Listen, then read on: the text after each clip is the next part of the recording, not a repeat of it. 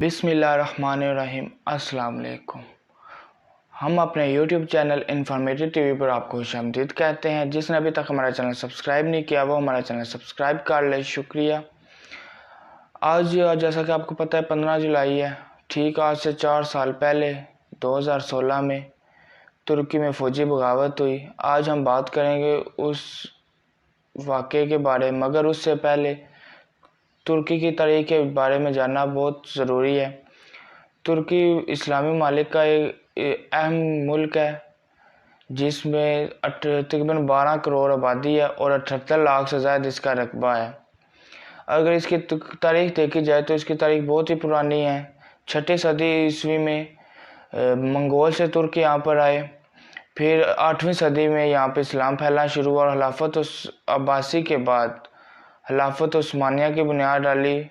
जो आज का उर्तुगल ड्रामा है उस देख रहे हैं लोग, उसका जो बेटा उस्मान है उसने उस्मानी सल्तनत की बुनियाद डाली। और तुर्की का फतवाहत का हाल ये था कि सदी के अख्ताम तक मिस्र, इराक, अरब, शाम, लबनानिया, यूनान, बल्गारिया, ये सब यूरोप का काफ़ी हिस्सा तुर्की के अंडर था। तकरीबन 54 ममालिक खिलाफत उस्मानिया में आते थे।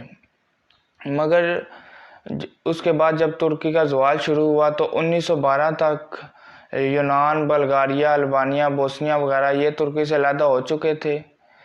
इसमें बिल्कुल यूरोप का हाथ था। यूरोप खिलाफत उस्मानिया तोड़ना चाहता था क्योंकि खिलाफत उस्मानिया मुसलमानों की एक बहुत मजबूत आवाज़ थी और जहाँ भी मुसलमानों पर जुल्म होता खिलाफत उस्मानिया कुचल उसका मुकाबला करती और दुश्मनों को कुचल देती। इसलिए इन्होंने इसका खिलाफत उस्मानिया के खिलाफ साजिशें शुरू की और इसे तोड़ना शुरू कर दिया। जिसके बाद वर्ल्ड वार 1 में जो है तुर्की ने जर्मनी का साथ दिया, मगर बदकिस्मती से जर्मनी हार गया और दूसरी जंग अज़ीम में तुर्की ने गैर जानबदार रहा। मगर 1920 में तो यूरोप के जो साजिश थी वो कामयाब हुई और कुछ तुर्कों ने जो उस वक्त के खलीफा अब्दुल हमीद थे उनके खिलाफ अलम बगावत बुलंद कर दिया। और फिर जब यूनानी फ़ौज तुर्की में दाखिल हुई तो मुस्तफ़ा कमाल अतातुर्क की क़यादत में फ़ौज ने तुर्की से यूनानी फ़ौज को निकाला। जिसके बाद तुर्की में बिल्कुल इस्लामी छाप ख़त्म हो गई, इस्लामी जो कल्चर था ख़त्म हो गया। मुस्तफ़ा कमाल अतातुर्क ने बिल्कुल यूरोप का कल्चर तुर्की में ले आई। यहाँ तक कि औरतों को पर्दे पर पाबंदी लगा दी गई। उसके बाद अरबी में अज़ान देने पर पाबंदी लगा दी गई। ये वो मुल्क जो मुसलमानों की आवाज़ बनता था, जहाँ पे सिर्फ इस्लामी कानून राइज थे, इस्लामी सज़ाएँ होती थी, उस पर मुस्तफ़ा कमाल अतातुर्क ने ऐसी ज़रब लगाई कि बिल्कुल यूरोप के डाल गया। और तुर्की को तोड़ने की साजिश में किसी भी जब तुर्की की जंग हुई तो किसी ने भी उसका साथ ना दिया सिवाय यहाँ बरसगीर से, क्योंकि उस वक्त पाकिस्तान नहीं बना था, हिंदुस्तान में साथ इकट्ठे ही थे।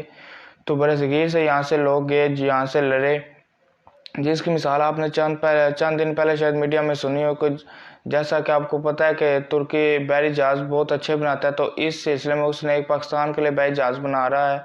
तो उस पर एक भारतीय मेजर ने तुर्की को ट्वीट किया कि आप इसके पहले तो पैसे पाकिस्तान से ले लें, उम्मीद नहीं है कि आपको बाद में मिलेंगे जैसे उसके हालात है। तो उन्होंने उसको ट्वीट में जवाब दिया कि आप बेफिक्र हैं, पाकिस्तान इसकी जो कीमत है वो आज से बहुत पहले अदा कर चुका है। उनका मतलब यही था कि जो यहाँ से मुसलमान लड़ने गए थे खिलाफत उस्मानिया को बचाने के लिए, वो ही हमारी कीमत थी।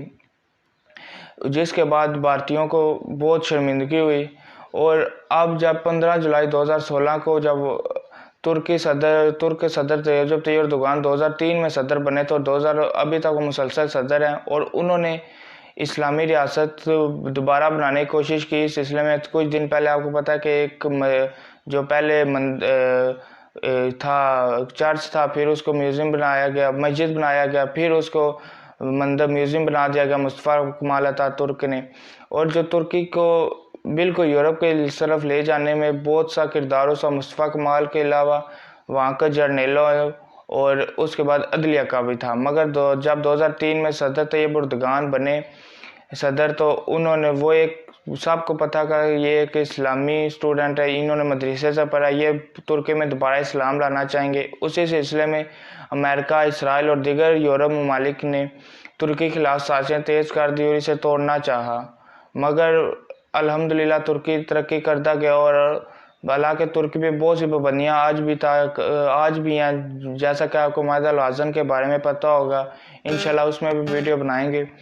मगर 2022 में वो माहिदा ख़त्म हो जाए, उसके बाद तुर्की मज़ीद आज़ाद हो जाएगा जो है। तो इसलिए उन्होंने जब साजिशें तेज़ की तो एक तुर्की जो शहरी हैं, बहुत से उन्होंने फ्लाई काम करते हैं, फतहुल्लाह गुलन, वो अमेरिका में हैं, उन्होंने उसको साथ मिलाया। और इन तीनों ममालिक ने फ्रांस, बरतानिया, अमेरिका और भी जो ममालिक थे, इसराइल वगैरह, उन्होंने मिलकर तुर्की के खिलाफ जो है वो साजिश की। और फतहुल्लाह गुलन ने उनके साथ जो जर्नैलों के राब्ते कराए, और कुछ अमेरिका और इसराइल नवाज जर्नैल थे, उन्होंने बिल्कुल बगावत की और 15 जुलाई को बगावत की। और ये वो वक्त का जब दुनिया ने देखा कि अवाम अपने सदर के लिए, इस्लामी निज़ाम के लिए, जमहूरी निज़ाम के लिए टैंकों के आगे लेट गई। ऐसा दुनिया की तारीख में पहले कभी नहीं मिलता कि लोग अब तो जमहूरी निज़ाम को बचाने के लिए फ़ौजियों के आगे, टैंकों के आगे पुल पर एक लेट गए। और उस तरह उन्होंने इस बगावत को नाकाम बनाया, जो कि आज भी फिर उस जगह को, उस पुल को जो नाम है वो भी शोधा के नाम पे रख दिया गया, और एक यादगार कायम की गई जिस पे हर साल एक तकरीब भी होती है। और इसकी वजह यही थी कि तुर्क जो थे वो अब फिर 2022 में आज़ाद हो जाएंगे, और फिर शायद अरब का सारा हिस्सा वो चाहे तो अपने कब्ज़े में ले सकते हैं, क्योंकि मुआहदा 100 साल तक था। इस पर हर बात में हम वीडियो बनाएंगे, आप बताएंगे। शायद मेन वजह यही थी कि तुर्की इस्लामी ममालिक जो है इस्लामी राय निज़ाम कानून वापस ला रहा है, उसको ख़त्म करे, उसी तरह यूरोप का कानून यहाँ पे चले, और जो मुआहदा अल-वाज़न है तुर्की उस पर अमल करे और इस मुआहदे को मज़ीद बढ़ाया जाए। मगर तुर्क सदर ने इस बारे में ऐलान किया है कि हम 2022 की तो हिकमत अमली अपना रहे हैं, और उसके बाद हमें क्या करना है, हम जल्द इसका ऐलान करेंगे। इसराइल और अमेरिका इससे बहुत डरे हुए हैं, क्योंकि 54 ममालिक पे फिर तुर्की दोबारा हुकूमत कर सकता है। खिलाफत उस्मानिया में 54 ममालिक आते थे, और इसीलिए उन्होंने 15 जुलाई 2016 को साजिश करते हुए फ़ौज के कुछ जो जर्नैल थे, जो अमेरिका नवाज और इसराइल नवाज थे, उन्होंने बगावत की और अमेरिका पर कब्ज़ा करना, तुर्की पर कब्ज़ा करना चाहा। मगर अवाम ने वहाँ पे सदर का साथ दिया और उनकी बगावत नाकाम बना दी, जिसके बाद जमहूरियत बहाल हुई और तुर्क सदर ने रेफरेंडम कराया कि यहाँ पे दोबारा मुझे इलेक्शन किए जाए कि सदारती निज़ाम हो। या तो फिर वो उस रेफरेंडम में भी तुर्क सदर के हक़ में वोट भरे, दोबारा फिर वो सदर बने और मुसलसल वो सदर हैं। आज भी इतना मुस्तफ़ा कमाल अतातुर्क ने पाबंदियाँ लगा दे कि कोई जो सियासी जमातें थी, उनमें मजहबी अगर कोई सियासी जमात बनती तो उन पर पाबंदी की वो इलेक्शन में हिस्सा नहीं ले सकती थी।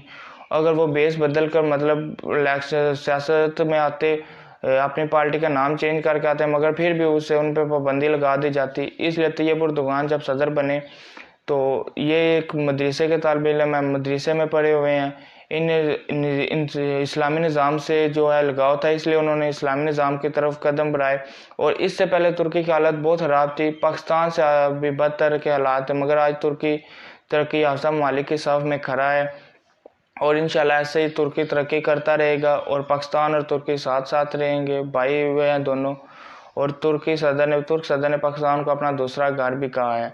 और उम्मीद है कि आपको वीडियो अच्छी लगी होगी। अगर आपको वीडियो अच्छी लगी हो, लाइक, शेयर और कमेंट करें, चैनल सब्सक्राइब करें। शुक्रिया, अल्लाह हाफिज़।